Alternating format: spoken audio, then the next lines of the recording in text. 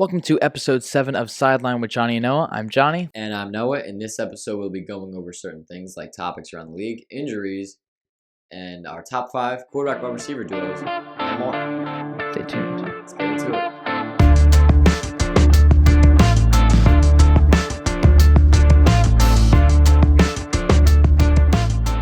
it. Jumping into topics around the league, what do we got? Well, for our first topic, we're going to be talking about a very highly anticipated game. DeAndre Hopkins and J.J. Watt were moved on from by the Houston Texans. Yeah. And it's a pretty big game for them. They want to get their revenge. It's Oh, Cardinals yeah. versus Texans. Definitely. It's definitely going to be an exciting game, and it's just definitely something to look out for. DeAndre Hopkins was very hurt when he was traded for just a second-round pick and David Johnson. Right, dude. And J.J. Watt was released after being a 3-time Defensive Player of the Year on that team. Texans franchise completely disrespected their two greats. Yeah, I know. All-time greats, and they're going to get their revenge in this game. So, but there's another. We have one more revenge game this week. We have Goff versus Stafford, Detroit versus Rams. Obviously, we know who's going to win that game. However, both quarterbacks swapping teams. It's kind of rare to see them play each other in their first season after being swapped. But I think both quarterbacks will play well. It's just something to watch for this week. Kind of exciting, to be honest. It's a Michael Brockers revenge game, too. Oh, yeah, you're right. Yeah. I forgot about that. Yeah, but that was minor. A bit more minor than the two quarterbacks. Yeah. Next up, we have a couple of fines around the league. Players like Trevon Diggs and TJ Watt were fined for just ridiculous things. TJ Watt was fined $10,815 for unnecessary roughness. But if you look at the play he was fined on, this was so stupid. He was punching at the ball in an attempt to strip Alex Collins. I didn't understand that. And they called that an unnecessary roughness. He's fined $10,000. I mean, like, it was aggressive. He was literally punching at the ball, but it's part of the play. It's part of. I didn't like it. No. Not a good call for them. No, not at all. But yeah, honestly, that was just I don't know. NFL continues to surprise. It was suspect. Yeah. Now we'll be jumping right into injuries for this week. So you got the weekly injuries. Weekly injuries, not too many actually. We have T.Y. Hilton being just called out with a groin injury. Kind of surprising. I thought he was going to play. I mean, he's only played in 2 games this whole season, and he's on my fantasy team. Shameless plug. Go watch for fantasy's sake episode 6 out now. Definitely. But T.Y. Hilton is out with the groin injury, as well as Xavier Howard. Oh yeah, Xavier Howard being out this week. Saquon's out. The entire Giants offense is out. We already knew that. Like that was obvious. But a couple players coming back from injury. We actually have a couple of. We have a few. Well, actually, before we go into those, we're going to go into a couple IR slots. Okay. Ronnie Stanley's season-ending IR with his ankle. Same thing with Julian Blackmon. He has a torn Achilles, unfortunately. Oh, yeah, that was ugly. Kareem Hunt went on the IR for his calf. Nick Chubb did not, but he also missed this week. Yep.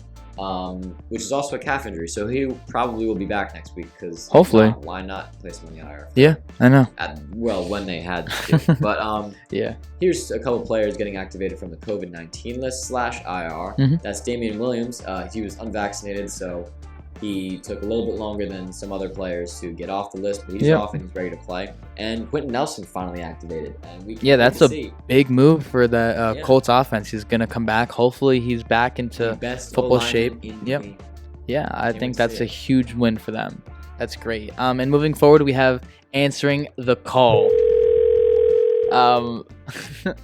We have answering the call. First, starting off with Max Crosby with 3 sacks against the Broncos. Had a great performance. Is turning into one of the premier pass rushers in the NFL right now. Looking really solid. Yeah, he's honestly been really great. For a guy, he also was how many months sober? He said. Quite a lot. Also dealing with addiction, similar to his teammate Darren Waller.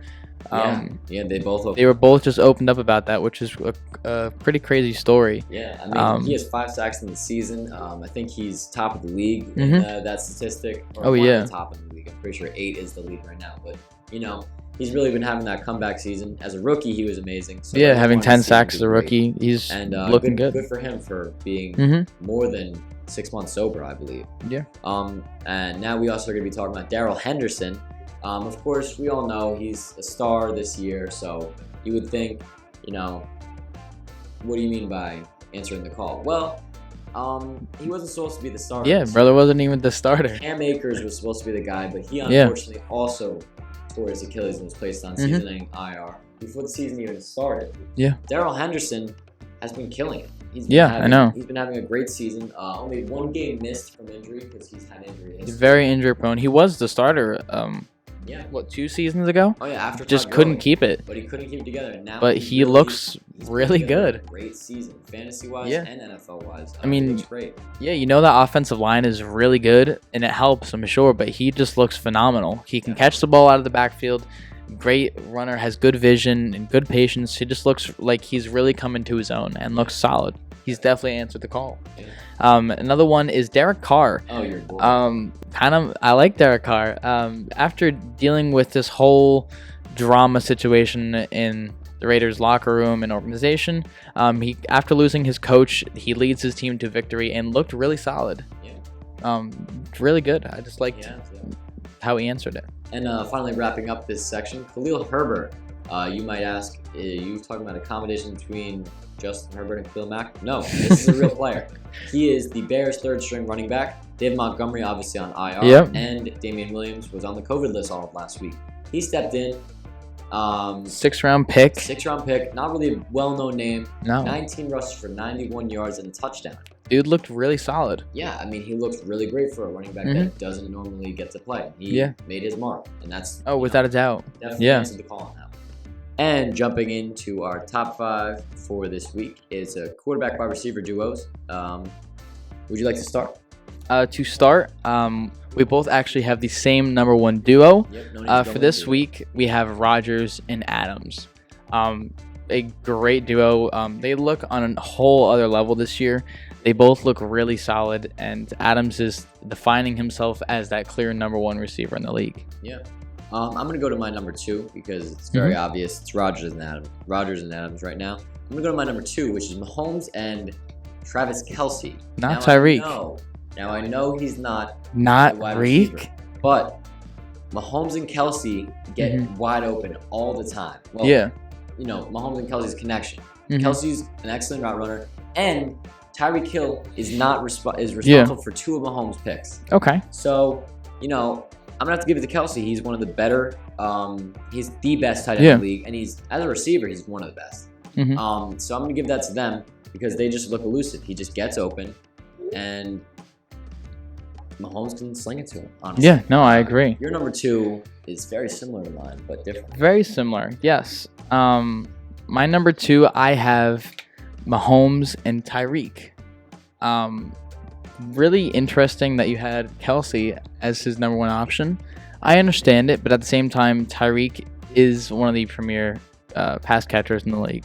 I just think that he is the clear-cut, number 2, number 3 receiver in the league. But Tyreek is just a great option. I just love it. Yeah. Number 3, I have a surprise duo this year. Definitely a breakout duo. Joe Burrow and Jamar Chase, that LSU connection. Really? At number 3? Okay. Yeah, I mean, they've combined for 6 touchdowns, I believe, or 5. Really? Chase is definitely Offensive Rookie of the Year front runner as of now. And Joe Burrow's been playing lights out with him. Who says he needs an O-line, I guess. Yeah. But it's been unbelievable. And I don't know. I'd have to give them 3 this year. They look very good. My number 3, I have Josh Allen and Diggs. Josh Allen, again, is stepping it up even further than he did last year, solidifying himself into a great role with Stephon Diggs. And him and Diggs look really good. That whole offense looks good. And with him and Diggs together, they have the number 3 spot for me. Yeah, I mean, honestly, we don't even need to go over Mm-hmm. our 4 spot because we're just flipping 3 and 4. Yeah, He has essentially. Burrow and Chase. I have Allen and Diggs. Yeah. So I'm gonna go into my number 5 spot, which is an oldie one. Yeah. Brady and Brown. Wow. Brady's obviously 2 old guys. well over the age of 44. Brown is 36, I think, 35, something like that. He's definitely old. But yeah, they've been lights out, and Brown's not even supposed to be the guy there. But Yeah, I know. I'm gonna have to give it to them because Brady's been playing like an MVP, and Brown's been playing like the guy that he was like 2 years ago. Yeah, when no. he was lights out, putting up 18,000 yards a year with 10 plus touchdowns. I mean, that's Yeah. what they've been playing like, and I know. I'm excited to see more. Definitely taking the spot over Mike Evans as the number 1 receiver. Looks like it. I think so. And my number 5, kind of a surprise. I have a Cowboy combination here. I have Dak Prescott and CeeDee Lamb. That's a good one. I would give it Not Amari Cooper. You can clearly tell CD is the number 1 option there in Dallas. That combination in Arlington, they look fantastic. CeeDee Lamb is putting himself in the elite tier of wide receivers this year. Like obviously we saw he had that game-capping touchdown. Just looks really solid. Really growing in his second year in the league. Yeah, And definitely. coming in as a great pick for Dallas. I would also say, just outside of both of our rankings is Kyler and D-Hop, in case Mhm. anyone wants to get Yes. upset. We would both list them, in list if D-Hop got some targets, Yeah, he needs some more targets. He's obviously top 2 in the league in Mhm. receiver, but he's getting no targets, so we can't Yeah. statistically put them above these guys who've been playing together lights out. I know. I mean, D-Hop with anybody will be Yeah. an elite group, but I mean, he's Kyler with done it. anybody as well. But yeah, I mean, D-Hop's done it with like how many quarterbacks? Like Yeah, I 10 know. plus? Yeah. But that's why they're just outside Yeah. of our top 5. Moving forward, we have bold predictions For this week, yeah. What do you have?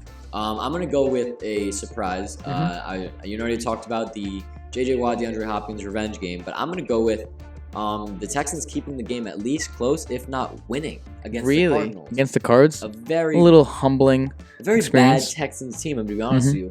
I think. Yeah, they suck. I'm not sure if the Cardinals will rise to the occasion of a free win and a revenge game for DeAndre Hopkins. Okay. And maybe they'll hold it within 3. If not, the Texans will win the game. They've been playing some Interesting. good football, inconsistent football, but good football when they do. They almost beat the Patriots. Which was such a surprise. We thought the It would've been Patriots were going to crazy. kill him. But, Davis Mills, he looks good, honestly. Yeah. He doesn't look terrible. He Mhm. looks, okay. For a rookie quarterback who wasn't supposed to play, Yeah. he looks decent. And there's a chance if Brandon Cooks can put it together. The Cardinals defense is lights out, but, there might be some holes there that they can Yeah. pursue. No, I like that. What about you? My bold prediction for this week, not as bold, but I want to say that Seattle actually beats the Saints.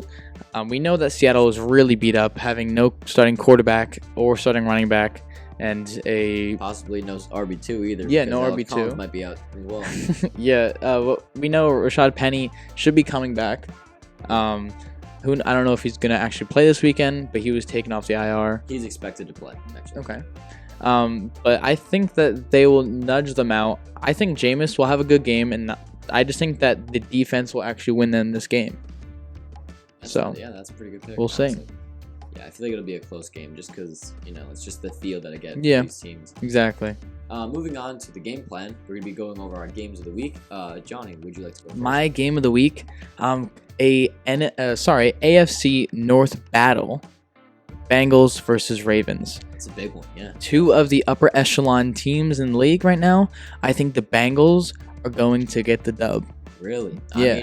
They're on a roll. I Bengals have to defense give it looks to them. Pretty good. Their and defense Burrow is chasing them. slamming. And Mixon is Yeah. healthy. Mixon, Jamar, and Burrow, a great 3-headed monster they have there. And the offensive line, that came out of nowhere. Yeah, They looked so bad last year, and they're mediocre. They're good. It's better than what they have. Yeah, exactly. I mean, they don't have the best tackle in the league, Bobby Hart, starting a right tackle anymore. So it makes sense that they're actually putting together a somewhat okay offensive line, and you can see the results. Joe Burrow's standing on his feet, and he has some time to throw to his brand new receiver. Yeah, who needed Sewell, Yeah, I know. Moving on, this is my game of the week pick. I have the Colts versus 49ers. It just looks Interesting. like two Okay. teams that desperately need a win to stay in the playoff race. Without a doubt. Both teams look like playoff teams. They just have gotten unlucky with injuries and a couple of losses that maybe didn't go their way. Yeah. But this is just an exciting game. It's going to have a couple. Colts great defense, San Francisco great defense. Two the mediocre offenses. Pretty good. They have some stars on there when healthy. Pittman is a rising star, it looks like. I like him. Jonathan Taylor is clearly a star. Yeah. 49ers, Kittle's not playing, but they have... Neither's Trey Lance. They have superstar quarterback Jimmy Garoppolo. Yeah, obviously he's going to light it up. Deebo Samuel, who's definitely a surprise this year, just like Pittman. They're both rising to stardom, I feel like. So this should be an exciting game. And, I like it. It would be a shame not to watch it. I think it's going on Sunday night. This is going to be two teams battling for their playoff futures this year. I like that. And that's all we got for this episode of Sidelined, episode 7. Make sure to like and subscribe if you're new. Let us know any thoughts in the comments down below. Don't forget to follow our Twitter right here, WCT2021, and follow our TikTok as well, posting weekly videos there as normal.